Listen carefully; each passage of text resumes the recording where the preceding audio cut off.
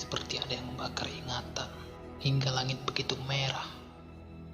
Udara terasa lembab untuk kenangan yang mengharapkan pelukan.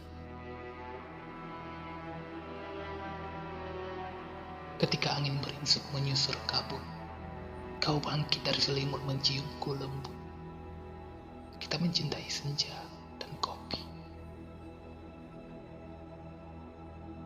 Karena tahu kebahagiaan tak abadi. Senja itu seperti luka, tapi kita tak mau mengakuinya. Kopi ini secangkir perih yang terus kita nikmati.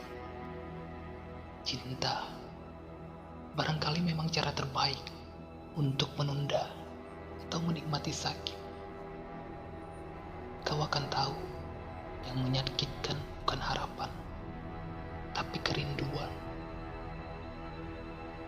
Senja dan rindu yang kian mengharukan, kopi dan harum tubuh diranjang.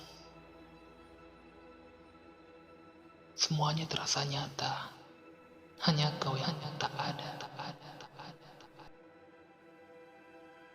Katakan padaku, bagaimana melupakan tanpa pernah merasa kehilangan?